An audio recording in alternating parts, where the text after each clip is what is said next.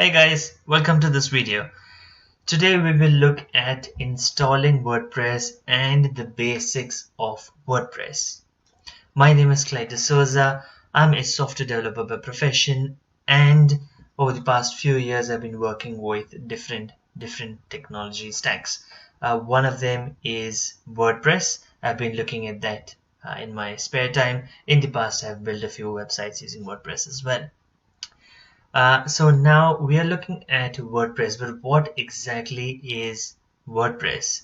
Well, WordPress is the most popular CMS, and so now the next question will be, but what is a CMS? Well, CMS stands for Content Management System. It's a tool to allow you to create, modify, delete content without really coding anything, without making any code changes to your website, right? So it spins up this nice tool which allows you to edit the content, and then pretty much whatever you edit will instantly be reflected onto your website. So it's a nice handy tool to get yourself familiarized with.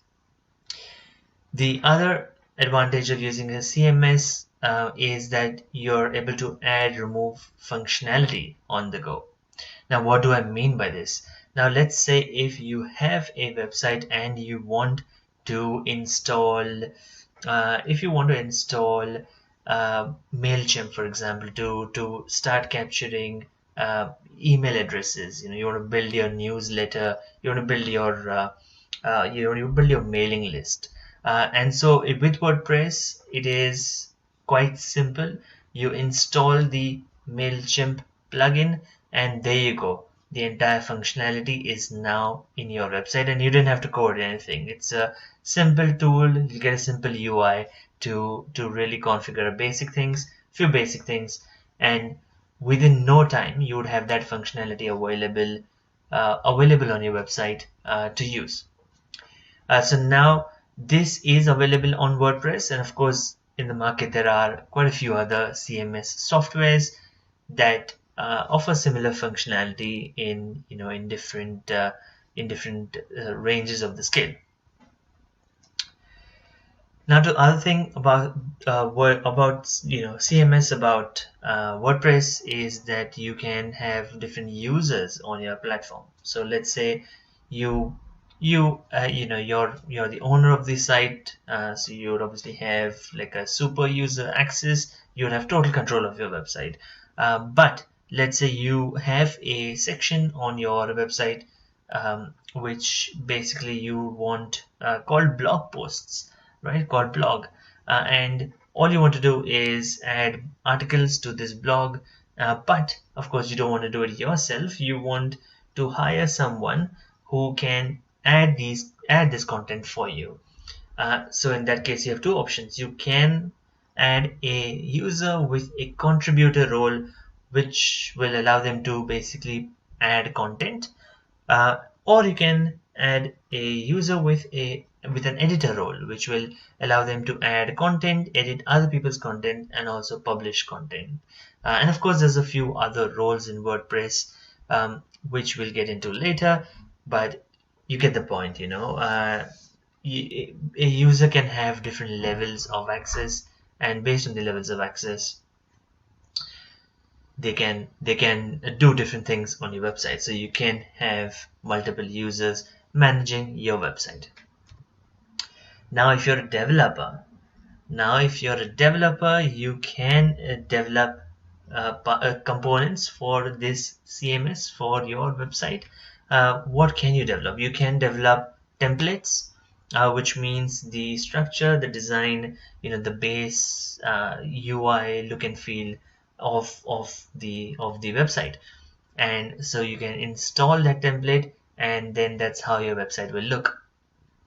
Now these templates can come with functionalities, and you can also develop plugins, so it can be more of like a plug and play functionality as well, so that even if you want to distribute plugins to other sites, other teams, other developers, you can do that as well. So just like we looked at the Mailchimp example, where you have this plugin available which is like a plug and play sort of widget kind of a thing. But as developers, you can choose to develop templates and or choose to develop plugins as well. Now, for you developers out there, the tech stack for WordPress is built on PHP, so you would be editing PHP code, and it runs on MySQL in the background for the database. Now, very important thing to note is that we are looking at WordPress.org. WordPress.org is the actual WordPress engine, which is not equal to WordPress.com. So this is, people can get quite confused between WordPress.org and WordPress.com, and they are not the same. WordPress.org is the engine that we'll actually have a look at today, which is like a software which is provided to you, and you can host it on your own servers.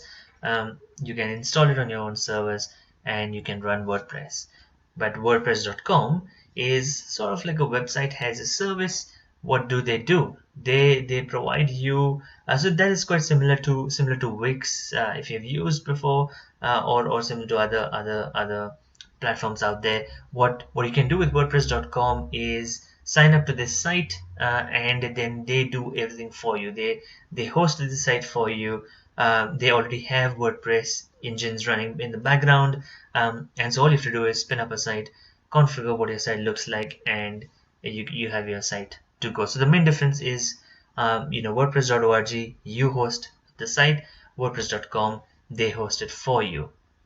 And so there is, I would definitely recommend, if you're still confused, I would definitely recommend doing some further reading on this, and comparing it. If you are a blogger, or if you have read about the different platforms available for blogging, you would have come across Google's Blogspot, you would have come across WordPress.com, and then that's where sort of the confusion comes in when we're going to relate to it today, when we're going to look at it today. So WordPress.com is quite popular in the blogging scene, but of course, for full-fledged websites, you would definitely look at WordPress.org and install it on any of the servers that you have or you own. Now let's dive in. So what I have done is I have an Azure account, and what I've done is I've quickly just set up, or I've quickly just installed or just created a site, a WordPress site. And what that does is you can search. So if you're familiar with Azure, you can search for, if you're familiar with Azure, you can search for WordPress from the marketplace, and then just click on install, and then it will basically install the files, the required WordPress files onto an app service. Now, but what I mean by that, so what it really does in the background is it goes onto it pulls all the files from this GitHub repository. So this is, as you can see in the description here, it's WordPress for Azure Marketplace. So this is where these are the actual WordPress files that it installs, and it doesn't do anything further, right? So it just copies the files ready to be really set up. And so the reason I did not include that steps in this video is because what platform you choose to install, or what server you choose to install, will be quite different. Now, if you have an Azure subscription, of course, or an Azure account, you can install it on Azure. But of course, there's other options out there. There are, if you create an account with GoDaddy, for example, you can also create a WordPress site through that. And so depending on what server you choose, that process will sort of be different. And what that process really is, no matter what server you choose, is just setting up a site, or setting up a website with the WordPress files in it. Now after that is done, then you still have to head onto that site. You have to visit that site and complete not really complete, really initiate the installation process. And that's what we'll look at, because that's really what's more important, right? The copying of the files to the server, it can vary depending on what you're using, but from there onwards, then that process sort of remains the same no matter what you're using. So that's really what we'll look at. But before we look into that, I just want to mention that for the Azure folks out there, um, it's copied the WordPress files onto the app service, and I have used an in-app MySQL in-app. So what this does is, has said, um, there are PHP files, but it also requires a MySQL database, and you can spin up a different MySQL server, which, if you're on any other servers, you might come across that part as well. But the database itself is a MySQL database, and in this case, it is because we're using MySQL in-app. That means it really runs a local MySQL instance within the app service itself, right? So there's nothing external, it's in the same thing. And that's basically what I wanted to cover from the Azure perspective. Now if we head over to the URL, that is demo wp, which is WordPress genie.azurewebsites.net, and if I hit enter, because this is the first time we're visiting this website that we just looked at, it will take us to the installation page. Now from here onwards, so this step and this step onwards is quite common, depending on, no matter which provider you're using. So the first step is really to select the language. I will keep the default of English United States, and I will start to enter the details, the information that is needed. Site title, demo wp genie guide. It suggested me the password, so I'll keep the password here. And for the email address, and for this one, we'll just uncheck this box so that we don't have to worry about Google picking up our website in the search results. Not that it will pick up, but just will completely exclude this part. But of course, if you're working with a real life example, you would want to oh, actually it's the opposite. So we will check this box, but if you're working with a real life example, you would want to keep this unchecked, right? So this is discourage search engines from indexing the site. So since this is a demo example, that's why we are checking this box, and we will install WordPress. So clicking on this button will initiate the installation process. Username and password is something that you need to keep. So keep it safely, and then we'll require this to log in. So it has been installed already. It is, if you read some of the WordPress documentation, they are famous for a 5-minute installation. As you can see, this is pretty quick, within 5 minutes. Now when we click on the login button, it takes to the login page, and now this URL is also something that you need to need to sort of bookmark it if you're using WordPress in a real life instance. This is a login page that you would usually come to when you want to log into the WordPress portal.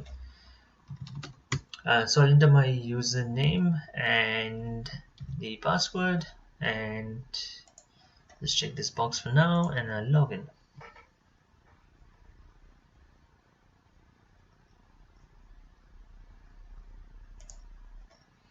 And there you go. So just like that, so it was a very quick installation, did not take time at all. We have WordPress running on our site. Now let's have a look at, now of course this is the admin portal. WordPress backend, WordPress admin portal. Let's have a look at what the actual site looks like. So the site, now if you head over to this particular URL, this site looks like just a simple WordPress out of the box installation. Now of course this is because we are logged in, and that's why we are able to see a lot more of this header and this edit button for instance. But of course if you're viewing it from a guest mode, you would not see all those things. Now just a quick let me minimize that. Just a quick sort of, because this is like a installation and basics video, let's just give you a quick tour of the portal. As you can see, everything that you require is usually on the left hand side screen. Home, updates. Updates is usually a good place to check if you have any updates available. I can see there's a message saying a new WordPress version is available. And sorry, just to even sidetrack for a bit, updating things is quite simple in WordPress as well. Updating the version of WordPress or even plugins. All you have to do is just click a few buttons and it's usually done. And coming back to the things that we have here in our sidebar menu, so we have posts, we have pages. Post is usually blog posts, and so that gets rolled up into your blogs. Pages is really the main pages. So you have your about us page, contact us page. You can create multiple pages here. Media is usually where you would store all your media items like images, videos. It even has a music icon here, so I'm guessing some music files as well if you really want to. And then of course the other documents like PDFs. I remember in the past I've also uploaded PDFs. Appearance is where you have the option to switch to a different theme. You'd have the option to customize the current theme that you are using. You would have the options to add widgets, configure widgets so that you can have different elements on your site at different places on your site, and then of course the menus, which is usually the main header menu of the site. But depending on what theme you're using, you might have access to multiple menus as well. Now plugins is something that's really powerful, and you would the more you keep developing using WordPress, the more you keep playing around with WordPress and especially using it in a real life example, in a real life situation, you would find yourself installing a whole bunch of plugins and for different purposes. So plugins are supposed to be this little singular entity that provides a particular functionality.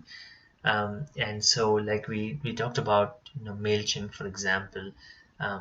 That's quite popular. I've almost all the WordPress sites that I've built in the past, I've had to install install MailChimp, the plugin, and what that singular entity does, it provides just one functionality, which is be able to include MailChimp's functionality onto your site. And then there's a whole bunch of different functionalities that are available. There's a whole bunch of plugins that are available. All you need to do is click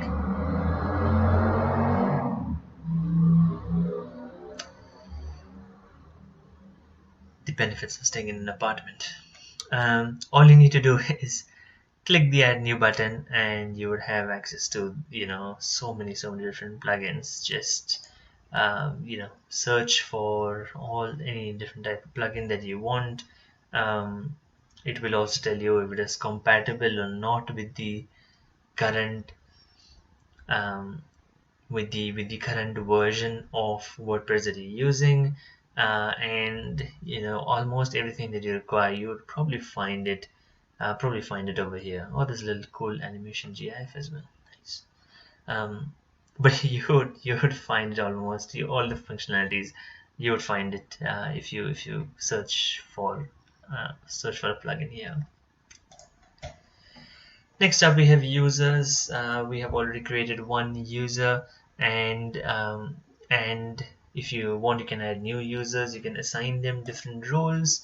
You can assign them different roles. There's currently these many number of roles available, all with different levels of access. It is really in the same order. So you start with subscriber with the very lowest level of access, and then at the very end you have administrator, which is the highest level of access. You can obviously configure your own profile if you want to. There's a few other tools available. Depends on what. At least these are the options that is currently available out of the box. There's a little site health thing going on. I'm pretty sure I've seen quite a few new things here now. I'm actually seeing new elements here now in tools which was not there in earlier WordPress versions. So there's a little nice site health thing going on here. Loads of different things to to explore. Finally, we have settings, which is is really worth time spending. It's really worth spending your time in settings, having a look at a few settings. There's different things that you can configure right from the time format that we're looking at a screen right now, to how the users how the URLs of your post, how they appear, how many blog posts appear, what is how much the details of your media library. Gosh, there's just so many things here. I'm almost losing my words. But hey, look, there's a lot of things that you can actually get into, and the best part is really you can make some changes, save it, and then have a look at your website and see what you've updated, the change that you've made. How does it actually reflect on your website? So it's really make these changes, quickly see how does it, what changes on the actual live website. So just like that, there's a whole bunch of things that we can do. I wanted to keep this video really basic, and so don't want to go down much more deeper. But what I'll do is I'll just edit this one post, and then we can sort of maybe add a theme, customize it a bit, add a few pages, all of that in another video. We'll have a look at that in another video. But for now, what I'll do is I'll go ahead and edit the contents of this page, just to give you an idea of what it really looks like. So because of this nice little edit icon that was available on our screen before, we could just click on that and straight away head over to our section where we are actually editing the post.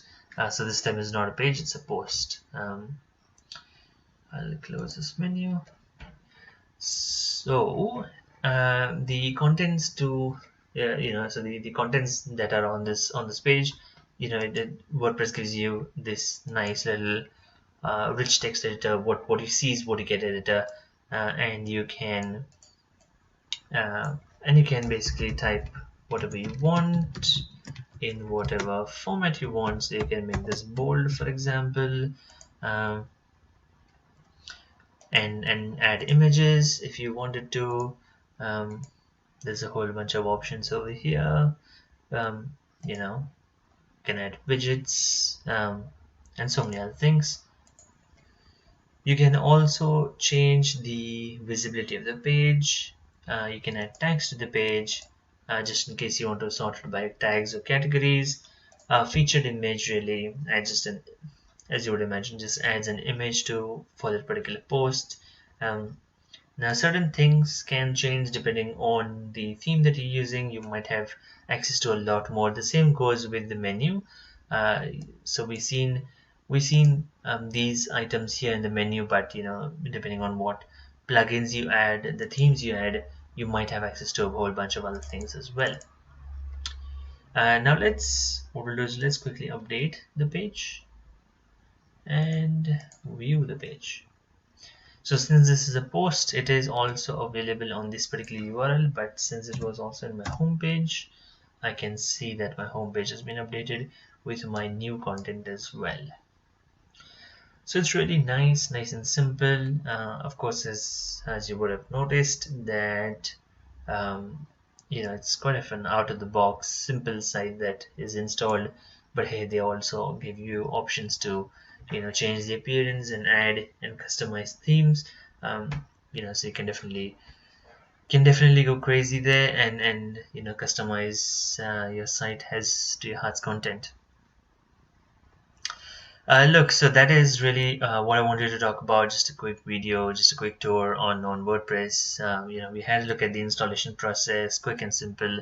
Definitely worth giving it a try. And really not a painful thing. Really, it's just less than 5 minutes worth of installation time. And hopefully in another video we'll have a look at the details. Have a look at. Maybe we'll do another video for installing a theme. We'll do another video for customizing it and adding content. Have a look at adding some images and sort of spicing things up and making our site look prettier. But in the meantime, if you have any questions, I'm happy to answer them. Please post it in the comments below of this video, and I will get to answering as many questions as I can. And like with any other video that you see on YouTube, feel free to subscribe to this channel so that you are notified and then you see any other new videos that I post on this channel.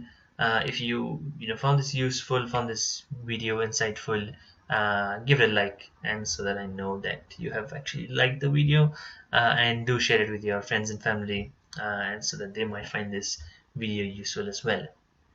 Until the next time, thank you for watching. Stay safe and take care. Bye bye.